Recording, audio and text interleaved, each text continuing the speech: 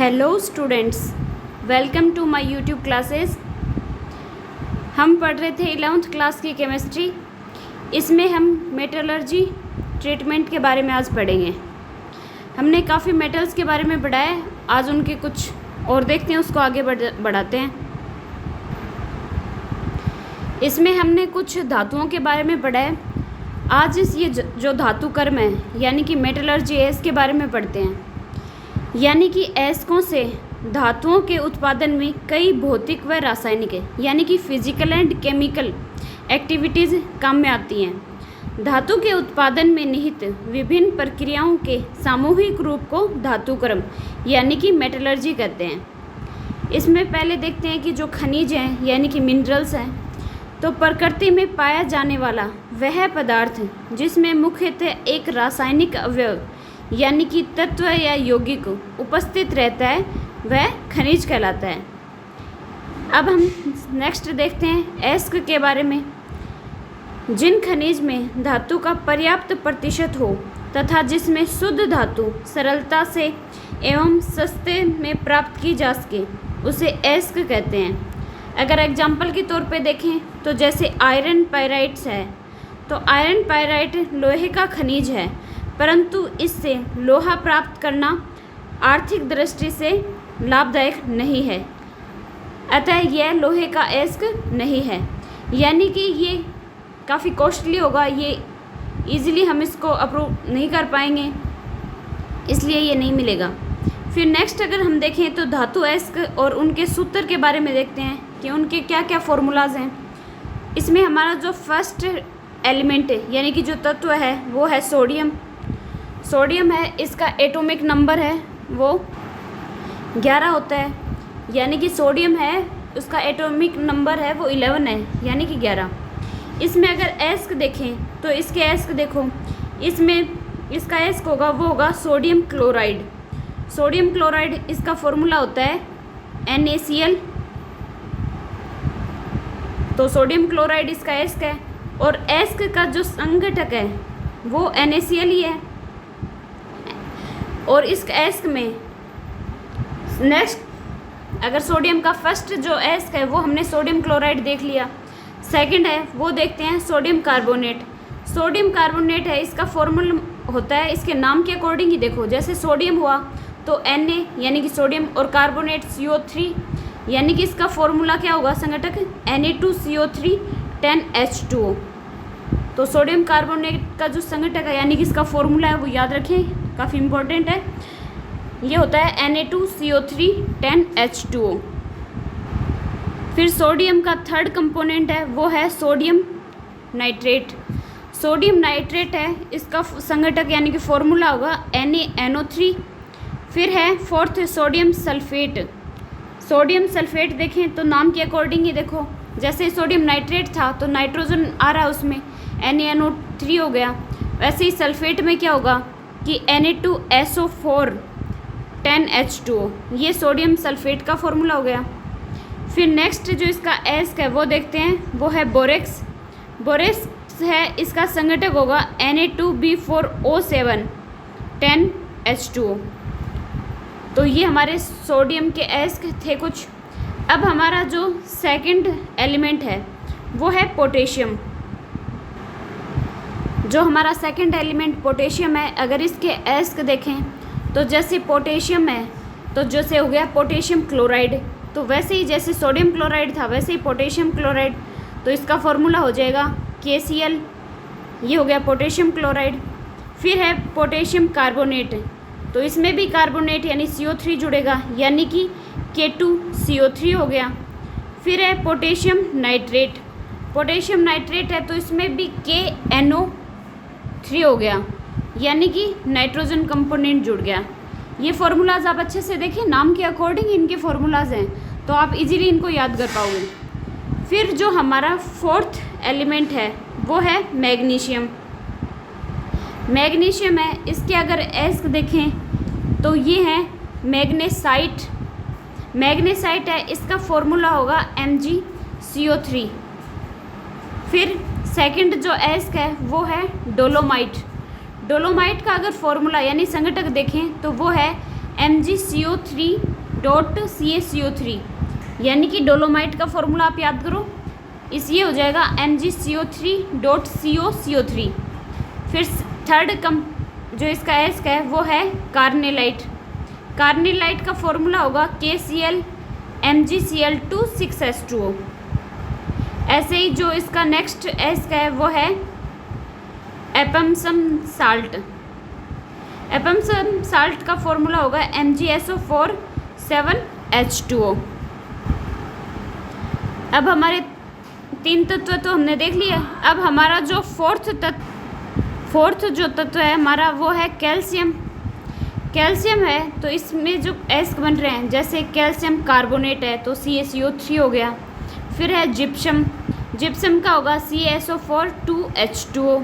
फिर है फ्लोरोस्पार, इसका क्या होगा CaF2। फिर फास्फोराइट, फास्फोराइट का फॉर्मूला होगा Ca3PO4 की होल ट्वाइस।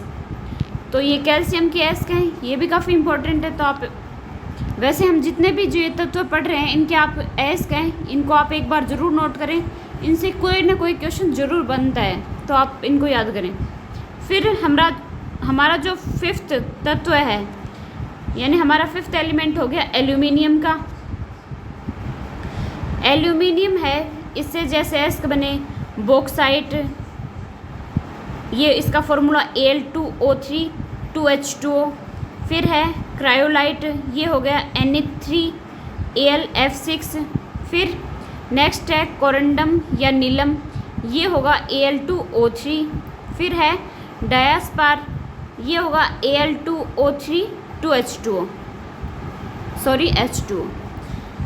ये हमारे फिफ्थ 5 तत्व हो गए। सिक्स्थ जो तत्व है वो है कॉपर। कॉपर है, इसको आप अच्छे से देखो, इससे एग्जाम में काफ़ी क्वेश्चन आते हैं। जैसे कॉपर का क्या होगा, क्यूप्राइट है तो क्यूप्राइट को लिखेंगे Cu2O, तो क्यूप्राइट का फॉर्मूला होगा Cu2O। फिर है एजुराइट, एजुराइट था, उसका फॉर्मूला क्या होगा, संघटक होगा उसका 2CuCO3 CuOH की होल ट्वाइस। फिर ऐसे ही है मेलेकाइट, मेलेकाइट में भी CuCO3 CuOH की होल ट्वाइस। फिर है नेक्स्ट एस का है वो है कैल्कोसाइट। कैल्कोसाइट है तो ये होगा Cu2S। फिर कैल्कोपाइराइट, ये CuFeS2। ऐसे ही जो हमारा सेवंथ जो तत्व है वो है टिन। टिन है, इसका एस देखें हम तो जैसे केसिटेराइट, केसिटेराइट है तो टिन के फॉर्मूले के अकॉर्डिंग ही देखो आप, यानी कि Sn हो गया और O2, यानी केसिटेराइट है वो हो गया SnO2। फिर ऐसे ही एट्थ एलिमेंट है हमारा Pb, यानी कि सीसा। सीसा है तो इसका एस होगा गेलना सीरूसाइट, तो गेलना का फॉर्मूला होगा PbS, और जो सीरूसाइट है ये PbCO3 हो गया। फिर हमारा जो 9th तत्व है वो है सिल्वर। सिल्वर से एस जो बन रहे हैं वो हो गए जैसे नेटिव सिल्वर, इसको Ag के रूप में नोट कर रहे हैं, और जैसे अर्जेटाइट ये हो गया Ag2S। फिर हमारा जैसे 10th तत्व है वो जैसे जिंक है, तो जिंक से एस कौन कौन से बन रहे हैं, जिंक ब्लेड हो गया, केलामीन हो गया, या फिर जिंकाइट हो गया। इनकी फॉर्मूलाज देखो आप, जिंक ब्लेड को ZnS लिख दिया, केलामीन है वो ZnCO3, और जिंकाइट है वो है ZnO। ऐसे ही जो हमारा 11th तत्व है वो है मरकरी, Ag, इससे एस का बन रहा है सिनेबार, जिसे MgS से डिनोट कर रहे हैं। फिर 12th जो तत्व है हमारा वो है मैग्नीज। मैग्नीज से जो एस बनेंगे वो होंगे पायरोलुसाइट और मैग्नाइट। आप इनकी फॉर्मूलाज देखो। फिर 13 जो हमारा तत्व है वो है लोहा। लोहा से क्या हो गया, एस बन रहे हैं, इससे बन रहा है हेमाटाइट या फिर मैग्नेटाइट या सीडेराइट। इन सब के बारे में हम पीछे भी क्लास में हम इनके सारे फॉर्मूलाज भी पढ़ चुके हैं और उनकी डिटेल भी पढ़ चुके हैं। अगर आपको इनके फॉर्मूलाज देखने तो इसमें देखो, और अगर और भी डिटेल देखनी है तो आप पीछे के वीडियो जो डाल चुकी हूँ उनको नोट करें ताकि आपको पता चले। फिर एस का संगठक FeCO3 हो गया। फिर आयरन पायराइट हो गया, ये FeS2। फिर कैल्कोपायराइट्स, ये हो गया CuFeS2। 14th जो एलिमेंट यानी तत्व है वो है बेरियम। बेरियम से एस्क बन रहे हैं हेवी स्पार या बेराइट्स या विदराइट। फिर जो 15th एलिमेंट है वो है कैडमियम। कैडमियम से एस्क बनेगा वो है ग्रीनोकाइट। ऐसे ही जो क्रोमियम है, क्रोमियम से बनेगा क्रोमाइट, तो इसका फॉर्मूला FeOCr2O3 बन रहा है। फिर जो 17 तत्व है वो है आर्सेनिक। आर्सेनिक से बनेगा आर्सेनिक पायराइट यानी कि FeAsS, ये बन गया इससे। फिर है कोबाल्ट। कोबाल्ट से इसके नाम के अकॉर्डिंग ही एस का नाम है, देखो आप कोबाल्ट है तो इससे बन गया कोबाल्टाइट, ये इसका फॉर्मूला होगा COASS। ऐसे ही निकिल है तो निकिल से बनेगा निकिल ग्लांस। निकिल ग्लांस है तो उसका फॉर्मूला होगा NiASS। फिर ऐसे ही जो एंटीमनी है, एंटीमनी से जो एस का बनेगा वो है स्टिबनाइट, इसको Sb2S3 से डिनोट कर रहे हैं। फिर जो 21 एलिमेंट है वो है स्ट्रोंशियम। स्ट्रोंशियम है, इससे बनेगा स्ट्रोंशियनाइट। ऐसे ही जो 22 नंबर तत्व है वो है हमारा सोना। तो सोने से जो एस बन रहे हैं वो हैं गेल्वेराइट, सिल्वीनाइट्स, तो ये इनके फॉर्मूलाज भी हैं, देखें आप। तो जो सभी एस्क हैं वो क्या होते हैं, खनिज होते हैं। ये हमको बेसिक पता है कि जितने भी एस्क हैं वो सारे के सारे खनिज होते हैं, लेकिन ये ज़रूरी नहीं है कि जो सभी खनिज हैं वो भी एस्क हों। यानी कि सभी एस्क तो खनिज कहलाएंगे, लेकिन सभी जो खनिज हैं वो एस्क नहीं कहलाते हैं। फिर नेक्स्ट जो है वो है आधात्री यानी कि मैट्रिक्स और गैंगू, यानी कि उपयोगी धातुओं या उनकी यौगिकों के साथ सेलीय पदार्थ की एक काफ़ी बड़ी मात्रा पाई जाती है, इसी को आधात्री यानी कि मैट्रिक्स बोलते हैं। यानी कि यौगिकों के साथ साथ क्या है, पदार्थ की एक काफ़ी बड़ी मात्रा भी होती है सेलीय पदार्थों की। फिर नेक्स्ट है प्रद्रावण यानी कि स्मेल्टिंग। एस्क को उसके द्रव्यनांक से ऊपर तापमान पर, यानी कि द्रव्यनांक जितना है उससे ज़्यादा टेम्परेचर पर अकेला या किसी शुद्रावक के साथ मिलाकर गर्म करने की प्रक्रिया को क्या कहते हैं, स्मेल्टिंग कहलाती है, यानी कि प्रगलन कहते हैं उसे। और इस प्रक्रिया में रासायनिक परिवर्तन होता है, यानी कि उसको अगर आप खुद देखें, जैसे टेम्परेचर को बढ़ा के या चेंज करके अगर कुछ कर रहे हैं तो उसके क्या होगा, उसके जो रासायनिक परिवर्तन है वो हो रहे हैं।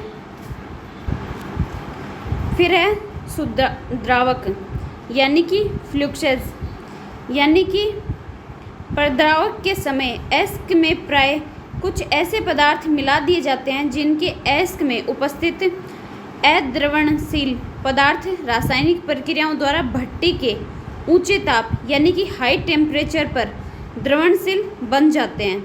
ऐसे पदार्थों को ही शुद्रावक कहा जाता है, यानी कि वो द्रवणशील बन रहे हैं इसलिए उनको क्या बोल दिया, शुद्रावक बोल दिया। जैसे लोहे के प्रद्रावण में चूना पत्थर शुद्रावण के रूप में व्यक्त होता है, यानी कि अगर लोहा ले रहे हैं तो उसमें जो चूना पत्थर है उसको साथ में अगर ले रहे हैं, फ्लेक्सिंग कर रहे हैं उसकी, तो उसको शुद्रावण यानी फ्लक्सेस बोल दिया। यह गर्म होकर CaO यानी कि कैल्शियम ऑक्साइड देता है, जो एस्क की सिलिका जैसी अशुद्धियों के संयोग कर द्रवणशील कैल्शियम सिलिकेट का फॉर्मेशन करता है। ऐसे ही हमारा जो नेक्स्ट है वो है धातुमल यानी कि स्लैग, यानी कि एस्क में उपस्थित अशुद्धियों के साथ शुद्रावक संयोग कर जो द्रवणशील पदार्थ बनाता है उसे क्या बोलते हैं, धातुमल बोलते हैं। जैसे इसमें क्या हो रहा है, धातुमल किससे बना, यानी कि आधात्री प्लस शुद्रावक दोनों अगर मिल रहे हैं तो धातुमल बन रहा है। यदि एस्क में उपस्थित अशुद्धियाँ अम्लीय हों, जैसे यानी कि अम्लीय हैं तो फिर SiO2 plus P2O5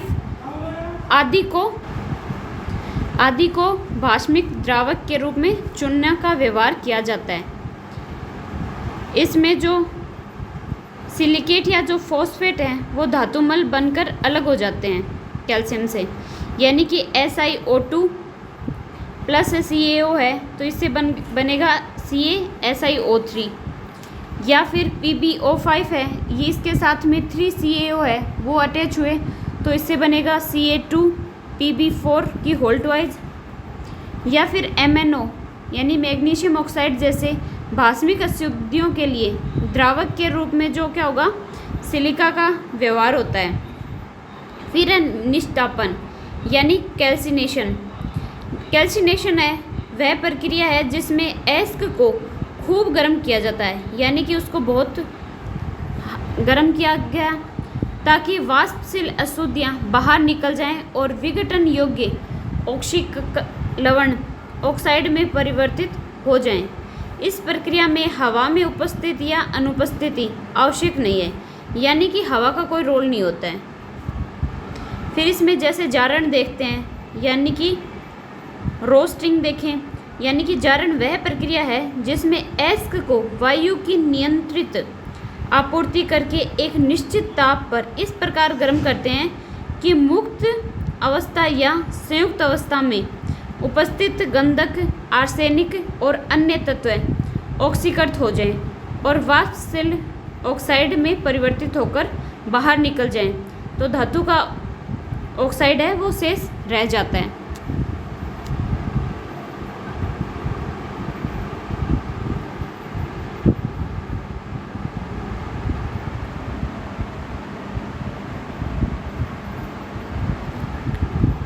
I think आप लोग इन सब के बारे में समझ गए होंगे। तो आज हमारा ये जो धातुकर्मी उपचार है यानी मेटलर्जी ट्रीटमेंट है उसके बारे में कंप्लीट हो गया है।